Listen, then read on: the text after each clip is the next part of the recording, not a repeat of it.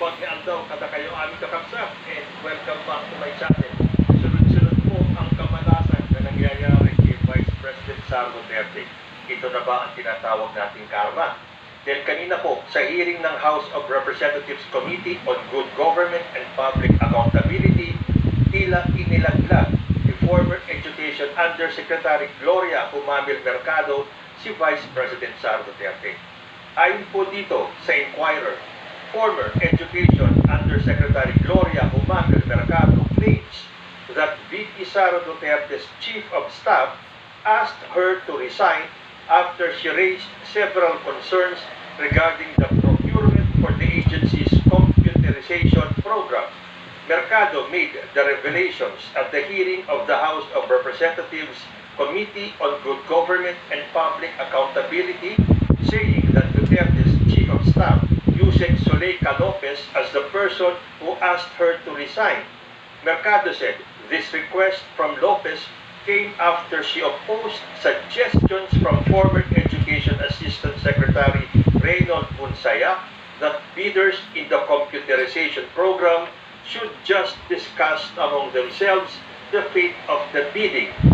Ayon naman sa News 5, sa isang salaysay sa Kamara, isiniwalat ni Mercado na nakatanggap siya ng 5 sobre na naglalaman ng 50,000 pesos bawat isa noong 2023. Ayon sa opisyal, nagmula umano ito sa tanggapan ni Duterte. Ito po ang sinabi ni Yusek Gloria Mercado na sinagot naman ni VP Sara. Sabi ni Gloria Mercado, between February 2023 to September 2023, I received a total of 9 envelopes labeled HOPE or Head of Procuring Entity, my concurrent position in DepEd during that time. These envelopes were handed to me monthly by Assistant Secretary Sunshine Paharda, which she says came directly from the office of Vice President Sara Duterte. So correction po sabi po kasi dito sa News 5, 5 sobre daw ang natanggap ni Ms. Mercado. Pero ayon po sa salaysay ni Gloria Mercado, 9 envelopes po. So habang naghihiring po, nag-text si VP Sara dahil obviously napanood nila yung hearing. At ito po ang kanyang sagot. Dapat siguro kung mag-akusa siya ng ganyan, dapat may papel siya. Gloria Mercado is a disgruntled former employee of the Department of Education. She was let go because of loss of trust and confidence sa Office of the Secretary. So, sabi ni VP Sara, dapat daw kung mag-aakusa si Gloria Mercado, may hawak dapat siyang papel. Na ginawa naman ni Ms. Mercado dahil naglabas po siya ng mga envelope. At ang sabi niya, ang sakit naman noon, ordinaryo lang akong trabahador, inaano ka ng Vice President? So, para mas maliwanagan po natin ang gusto, panoorin po natin yung excerpt ng hearing kanina kung saan nagsalita si Gloria Humamil Mercado. At pagkatapos naman po nun, panoorin natin yung statement o yung sagot ni VP Sara tungkol sa issue na to. And then, you decide. Mahirap naman po tayong mag-take sides. Dahil sa kaso ito, it will be your word against her word. Pero obserbahan po natin ang kanilang mga body language. Kasi madalas, body language pa lang, malalaman na natin kung sino ang nagsasabi ng totoo at yung mga taong nagsisinungaling. Panoorin po natin ito. Last question, ma'am. At least, Mr. Chair, I would know the Vice President is watching us because she just had a press conference and she said that she's denying giving former DepEd Undersecretary Gloria Mercado 50,000 for 9 months. And the Vice President saying that Mercado was let go because she used DepEd to solicit donations from the private sector amounting to 16 million without her knowledge. And she adds that she will provide the media with paper trail to back up her claim, describing Mercado as a disgruntled former DepEd official. I think, ma'am, given your long history and long service to the Republic, 40 long years, I think it's fair for you to be given the opportunity to reply to the Vice President. I think I don't want to do this, but since siya na yung nagsabi, I-turn over ko na yung envelope.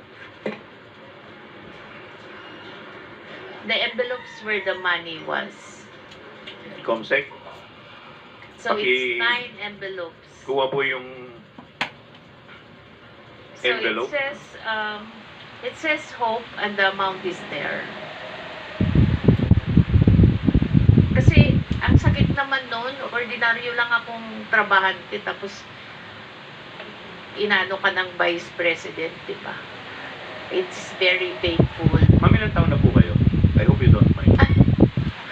Hindi, gusto ko lang pong malaman kasi sabi po ninyo 40 years na po kayo in government. I'm 65, sir, but So when the time when you were appointed as USEC noong 2022 ba? 2022?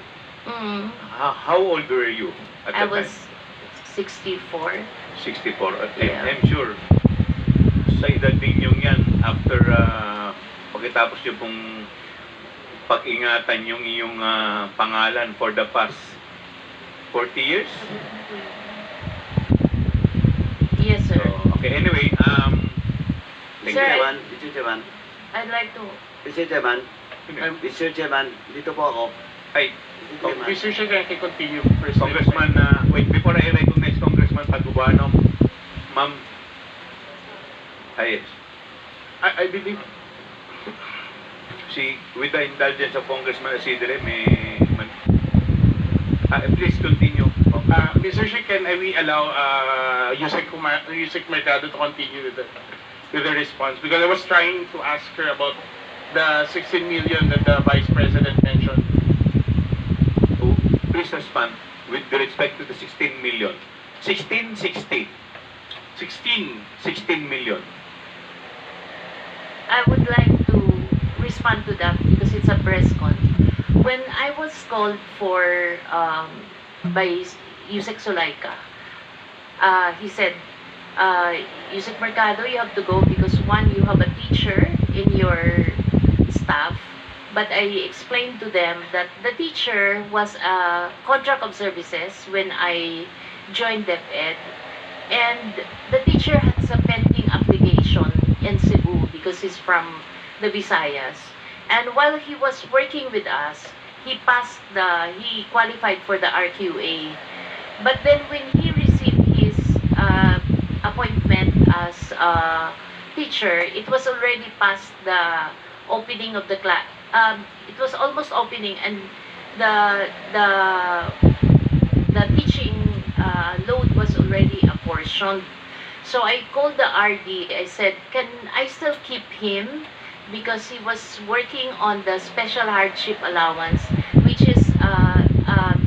was a program that BP Sara also wanted to improve because there's a new hardship allowance, and we were just able to reduce the hardship threshold from 0.37 to 0.33.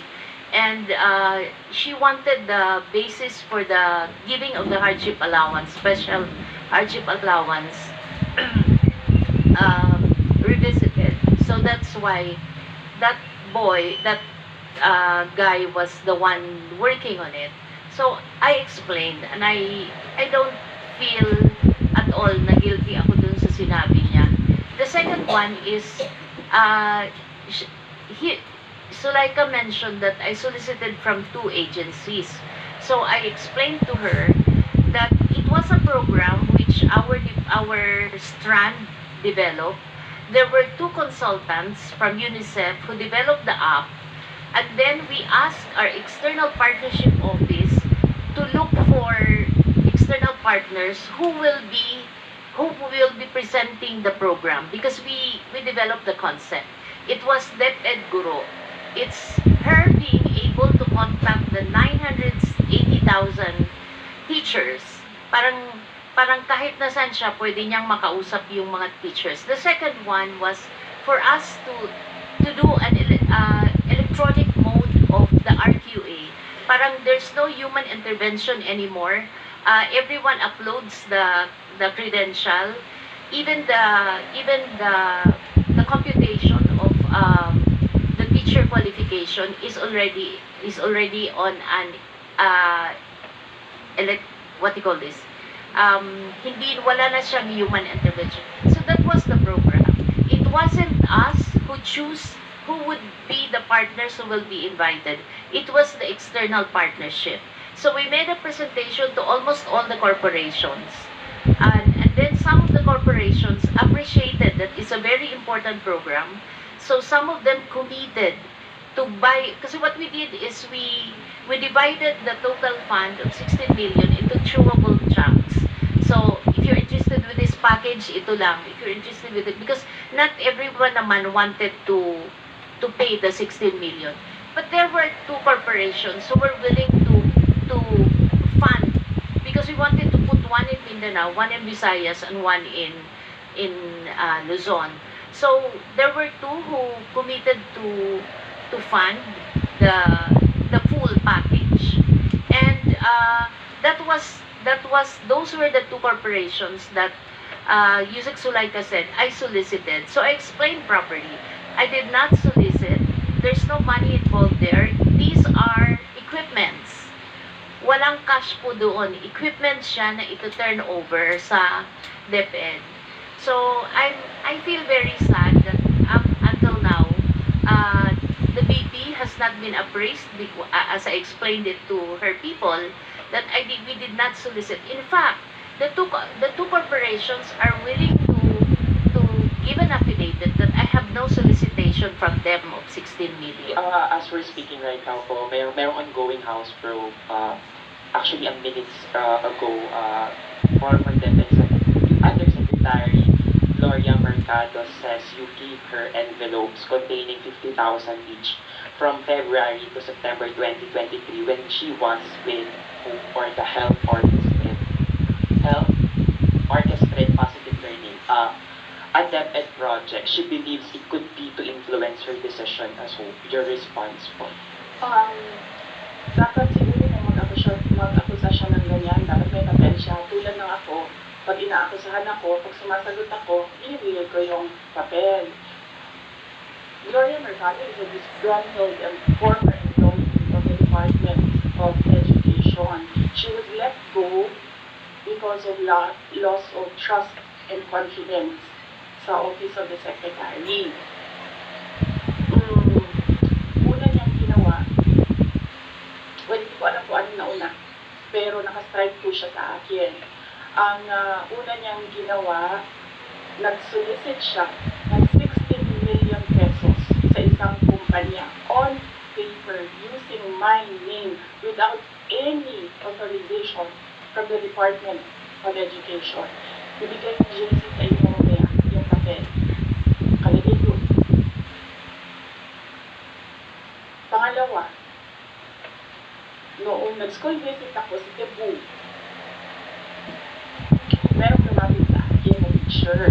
Sabi niya sa akin, Inday Sara, masakit sa loob namin na mga teachers kami na nasa field. Tapos merong humahawak ng teacher items na wala dito sa aming probinsya o wala dito sa aming religion. So, pinakwento ko siya. Iyon naman yung purpose ng aking mga school visits sa iba't ibang lugar sa bansa. Sabi ko, one-on-one tayo, kwento mo lahat sa akin. And then it turned out, ang HR mismo ng Department of Education, our Undersecretary, took a teacher item from Region 7, nilagay niya sa Central Office for a non-teaching task.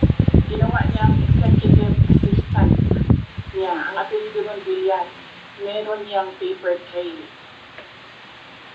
So, nung bumalik ako sa Central Office, tinanong ko, totoo ba na meron tayong teacher item galing sa Region 7 na nandito sa atin? Totoo daw, nasa HR. HR pa mismo ang gumawa ng parang injustice sa teachers namin sa field. So, on that second point, hindi ko na pinalampas. Sinabihan na siya na there is loss of trust and confidence. And you should go. And then she said na, pwede bang mag-retirement na lang ako instead na paalisin ninyo ako. Kasi ang tagal ko na, matanda na ako. And then sinabihan siya, okay, okay. she's a disgruntled former DepEd employee. At yan yung dalawa na rason kung bakit siya pinaalis. May papel yung 16 million na solicitation niya. May papel yung teaching position sa Region 7 na kinuha niya. And my experience sa kanya,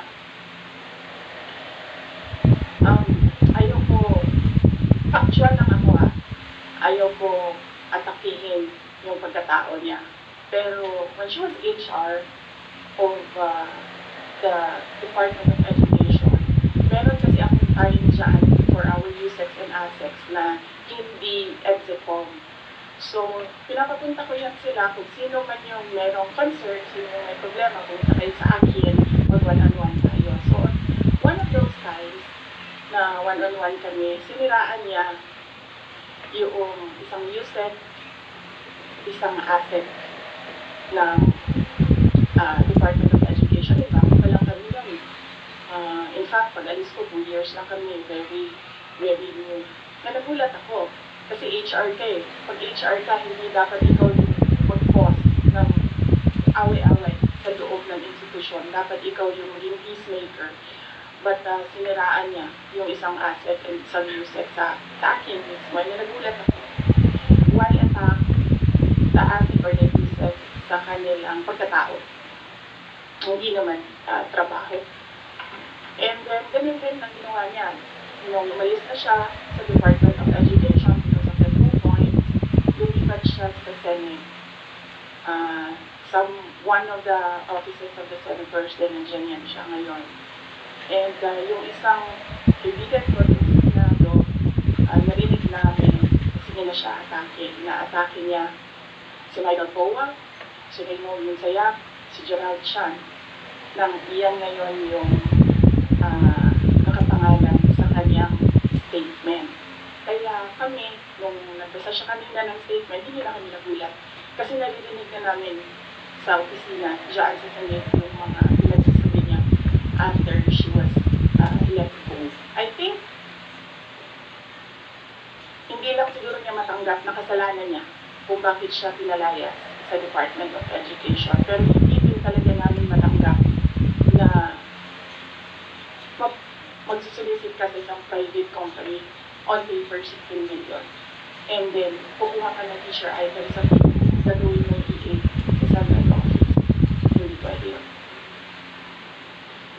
VP, in relation to that, since you brought up yung names po ni Attorney Powa and Attorney Magsaya, so during the probe earlier, she said that yung reason daw kung bakit daw siya nilet go ng DepEd, yun po, was that she disagreed daw with Attorney Magsayak's suggestion that leaders in the DepEd computerization program just discuss it among themselves to avoid failed bidding.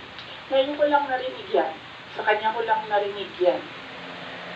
Pero ako ang nagsasabi, kasi I was the one who fired her out of the Department of Education. Yung dalawang rason na yun, ang rason kung bakit siya pinaalis sa Department of Education. I said, may papel yun. Ibigay namin sa inyo ang papel. Ang HR record ni Villar, nasa Department of Education. In fact, hanggang ngayon si Villar nasa region. Kasi sinabihan niya yung region bago siya umalis na ilagay niya sa region, wag yan sa teaching position. Pero that person is holding a teaching position. Ayan, sa tingin ninyo, nagsasabi po ba ng totoo si Gloria Mercado at yung po bang mga sobre ay tila suhol sa kanya ni VP Sara? At ano kaya ang masasabi ni VP Sara nung sinabi niya na dapat kung mag-aakusa ay merong kanda ng papel, naglabas ng envelope si Gloria Mercado? Kayo na po ang umusga. Sino sa tingin ninyo ang nagsasabi ng totoo? Isa na naman kaya ito sa mga anomalya sa DepEd noong panahon ni Vice President Sara Duterte? O isa na naman itong paninira tulad ng sinasabi ni VP Sara sa kanyang katauhan at katupulan? Kayo po, ano ang masasabi ninyo? Comment lang po down below at magbabalik ang usapang ito man.